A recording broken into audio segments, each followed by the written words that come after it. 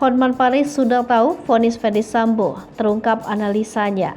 Saur Siagian bantah hingga berdebat. Ferdy Sambo akhirnya terang-terangan mengakui telah berbuat salah hingga menyebabkan Brigadir J meninggal dunia. Suami Putri Chandrawati itu pun juga mengakui sudah menyesal. Siap bertanggung jawab atas kematian tragis Brigadir J. Sementara itu, pengacara kondang Hotman Paris menganalisa sisi hukum kasus Ferdy Sambo CS terhadap pembunuhan Brigadir J.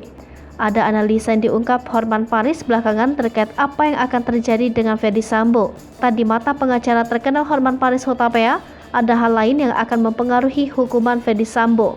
Hotman mengaku sudah tahu vonis Ferdy Sambo atau yang akan dijatuhkan oleh majelis hakim kepada suami Putri Chandrawati itu. Hotman Paris bersikukuh bahwa Ferdy Sambo spontan melakukan pembunuhan kepada Brigadir J karena emosi mendengar cerita istrinya Putri Chandrawati. Hal itu, kata Hotman Paris, terlihat pada tangisan Ferdy Sambo di depan ajudannya Bribka Riki Rizal dan Baradae. Berulang kali Hotman Paris menyebut soal apa makna tangisan Ferdy Sambo sebenarnya. Dalam kesempatan itu, Hotman Paris berdebat dengan seorang advokat lainnya. Namun inisiator Tim Advokat Penegak Hukum dan Keadilan atau TAMPAK, Saur Siagian membantah analisa suami Agustiani Marbun itu. Menurut Saur Siagian, tangisan Ferdy Sambo itu merupakan trik dalam rangka memuluskan rekayasanya. Lalu oleh Hotman Paris hal tersebut dibantah. Hotman mengungkapkan bahwa tangisan Ferdy Sambo itu dilakukan sebelum adanya pembunuhan. Awalnya Hotman Paris menyinggung soal tangisan Ferdy Sambo itu sebelum menghabisi Brigadir J. Hotman Paris menggarisbawahi adanya jangka waktu tangisan dalam peristiwa rentetan Ferdy Sambo menembak korban Brigadir J.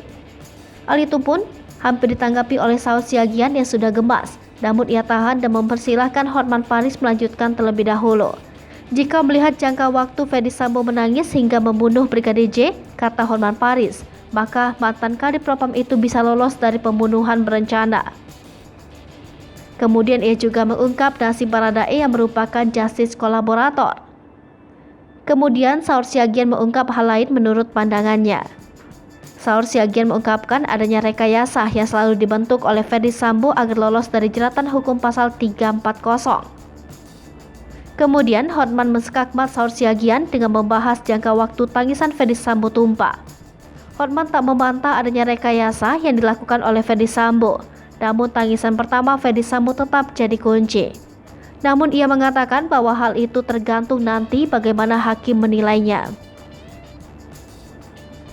Namun Saur Siagian tetap berkeyakinan bahwa Ferdy Sambo akan dijatuhi pasal 340, yakni pembunuhan berencana. Dalam momen yang sama, Ketua Indonesia Police Watch Sugeng Teguh Santoso justru sependapat dengan Hotman Paris.